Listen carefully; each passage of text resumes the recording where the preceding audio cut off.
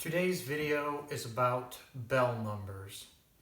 The nth bell number tells you the number of different partitions you can make of a set with n elements.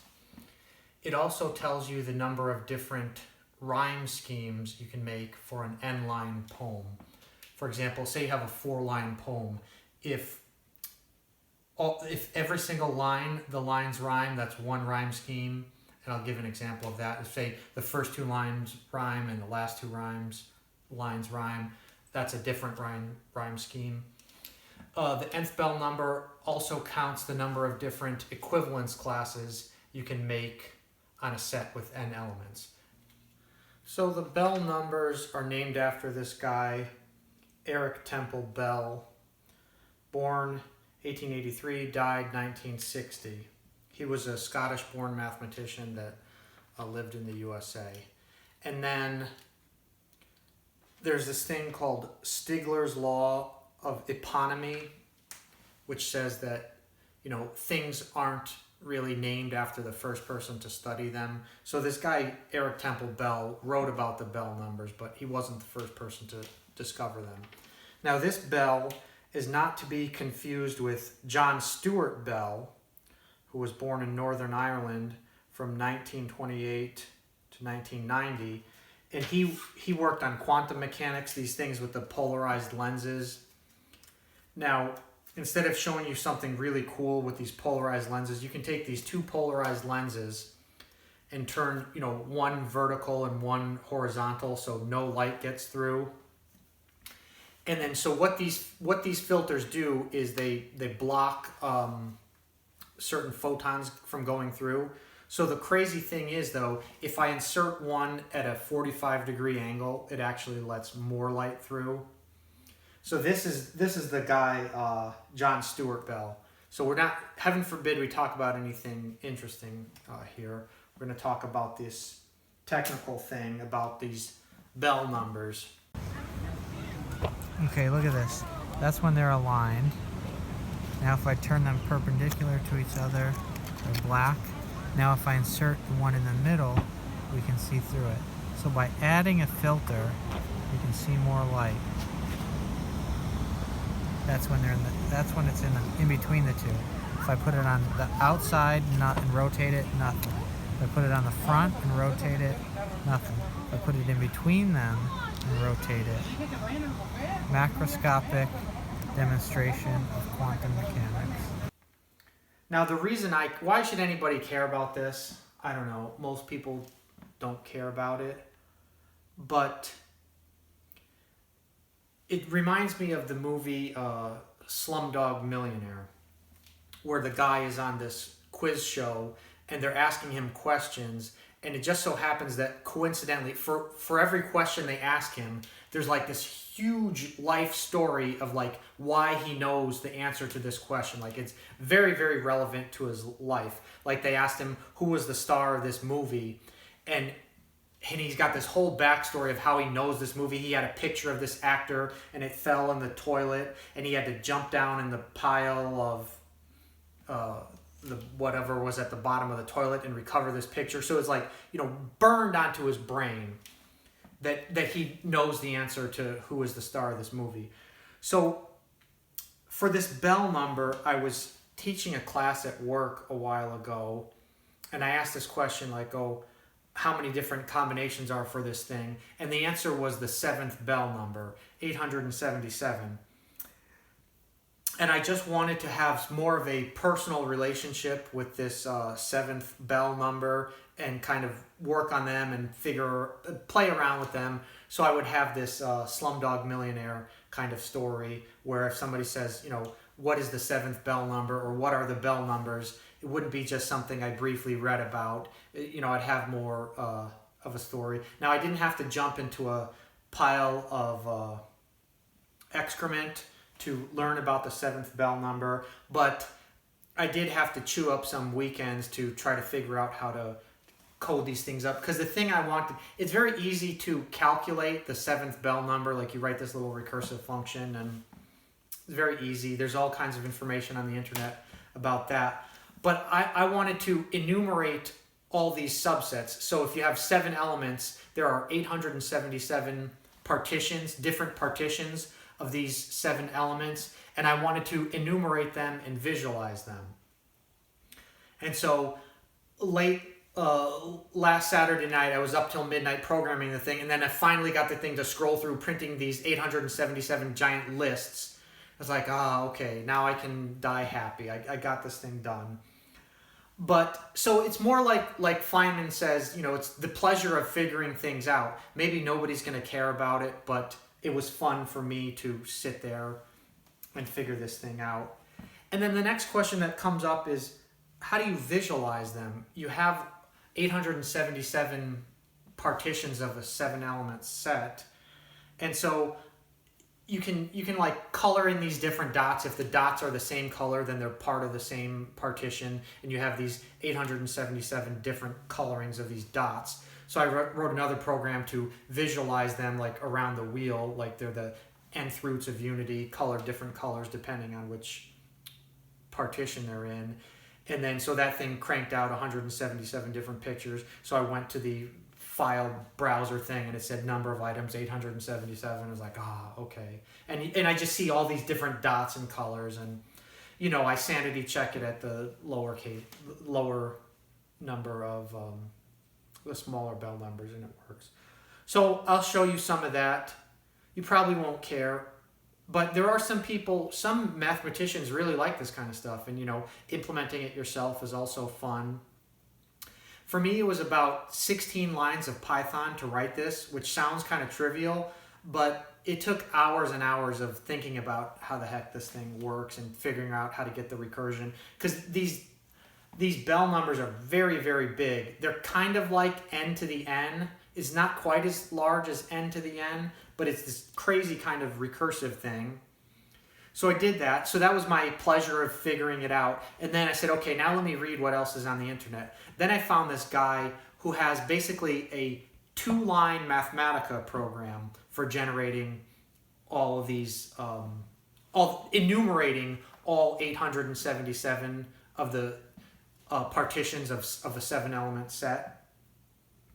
But that's relying, because Mathematica has very sophisticated argument pattern matching, and he's able to take advantage of that to write this very slick recursive function. So I was also able to implement that one in Python, but Python doesn't have the cool argument pattern matching that Mathematica does. So a 2-line Mathematica function, I think I ended up coding it in 16 lines in Python or something like that. That one was much simpler than my original one, but Python doesn't have argument pattern matching, so you have to be a little bit more explicit in how you lay things out. And this stuff was fun. These polarized lenses.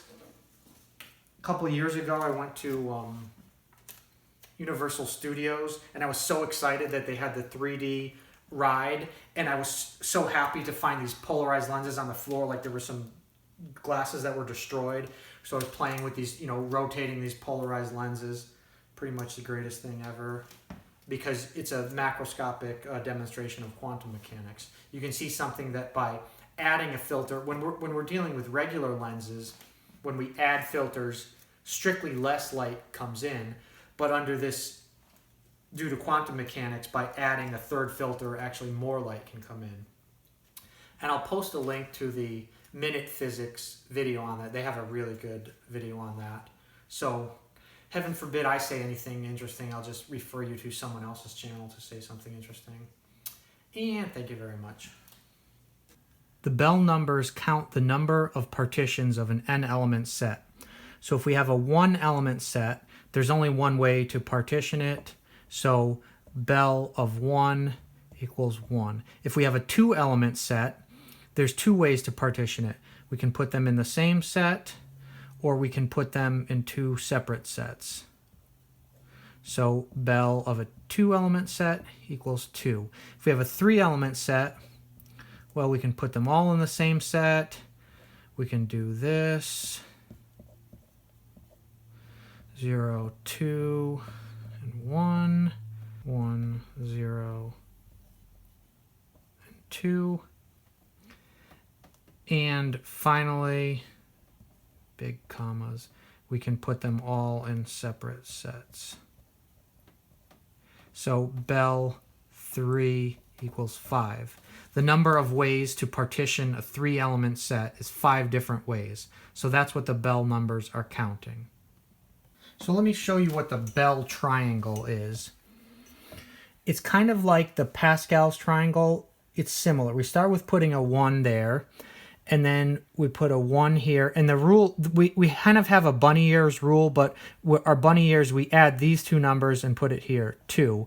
And then I copy this number down, 2. Now I add these 2 numbers here, 3, and put it here. These 2 numbers here and put it here.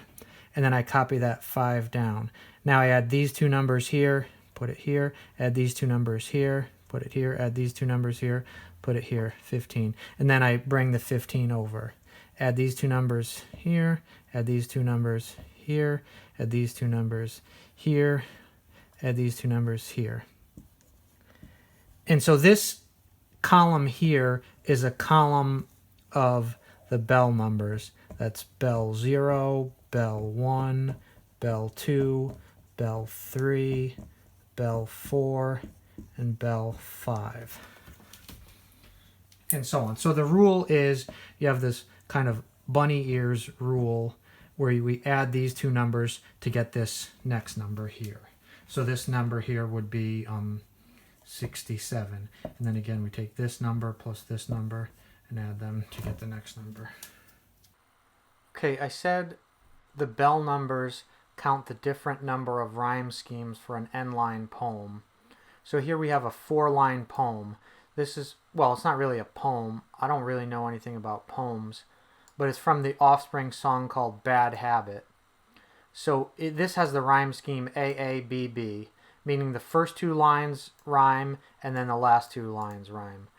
Drivers are rude, such attitudes, but when I show my peace, complaints cease. So here's an example. This would be one of the rhyme schemes of a 4-line poem. Now let me give you another example from a 4-line poem. Well, again, it's not a poem. This is the Space Camp song by Brent Simon. I'll post a link in the description. In this case, the rhyme scheme is AAA. All of the lines rhyme. Carl Sagan sent a message to E.T. Neil Armstrong walked in the sea of tranquility. Steve Squires built spirit and opportunity. Dan Haylett upchucked in zero gravity. So all the lines rhyme. So the bell numbers tell you, let's see, the 4th bell number is 52. So there's 52 different rhyme schemes for a 4-line poem, and I've just given you 2 examples. Suppose we wanted to enumerate all possible subsets of a set. The bell numbers just tell you how many there are, but what if we want more than that? We actually want to see all these different enumerations. So one of the little helper functions, we're going to need this nChooseK function that's going to return all nChooseK possibilities on these labels. And we're going to be giving it different labels. And we can kind of see the bunny ears recursive call here from Pascal's triangle. You know, here's one of the recursive calls for the left half of the bunny ear, and here's the other recursive call for the right bunny ear. So that's how we implement nChooseK.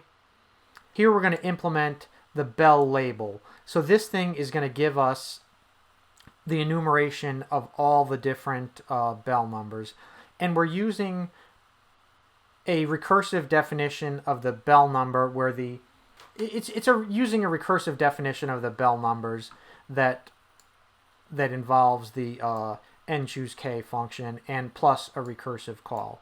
So here's all the details. So this is actually complicated as heck. This took me several hours on a couple different weekends to figure this out. And it's only, you know, like 12 lines or whatever, but it's complicated. So here I'm just printing out the bell numbers. The 7th bell number is 877. This is the one I'm trying to create a personal connection to, and then I'm printing them out. So we were talking about rhyme schemes. Oh no, I said the 4th bell number was 52. The fourth bell number is only 15.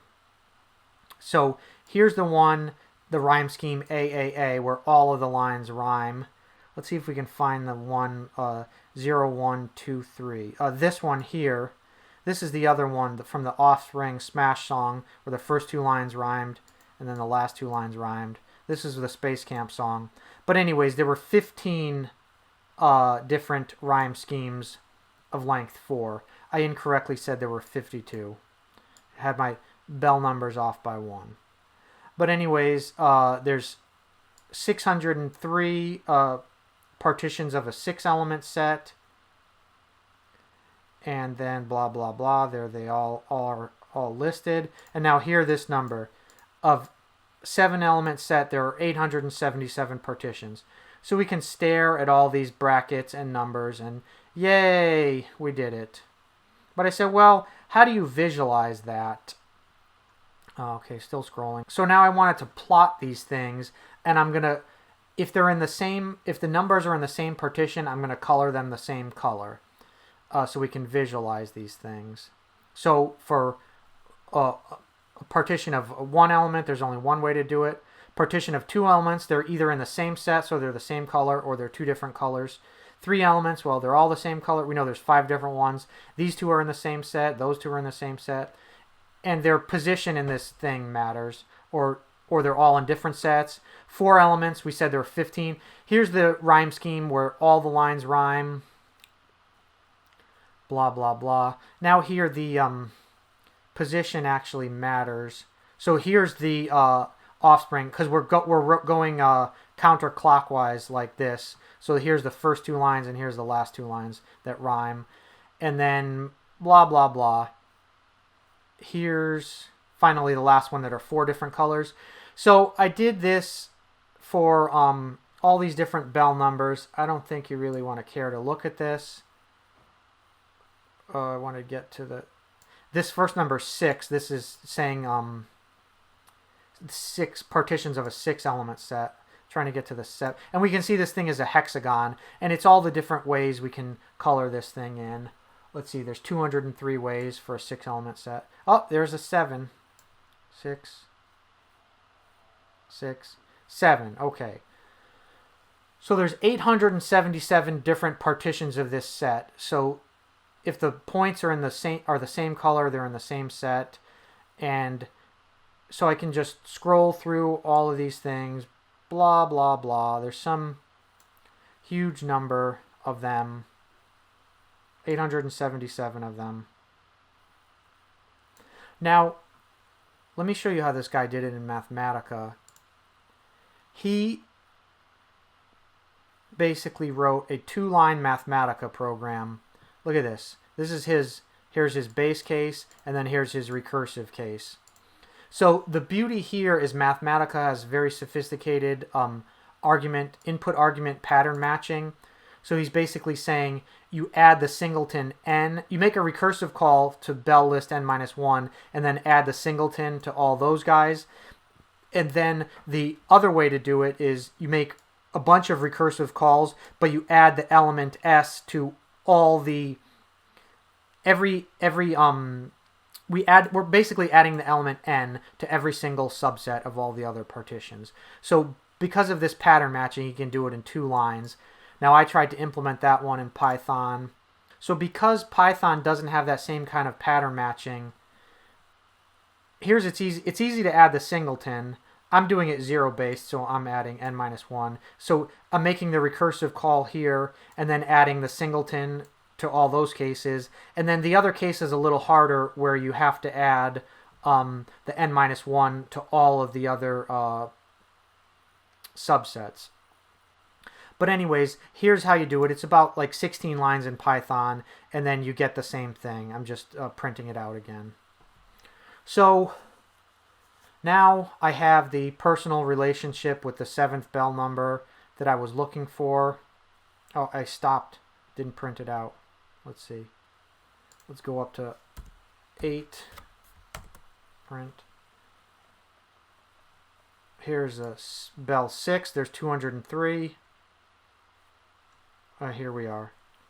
the 7th Bell number. There are 877 different possibilities, and we saw how to visualize them using the nth roots of unity and coloring numbers in the same partition, the same color. I don't know if you learned anything. Maybe you learned programming Python is fun, recursion is very powerful, math is cool, polarized lenses are cool. Eric Temple Bell is not the same person as John Temple Bell. Eric Temple Bell is the guy that did the Bell numbers. John Stuart Bell is the guy from quantum mechanics that dealt with hidden variables and the polarized lenses and stuff. Alrighty then, thank you very much.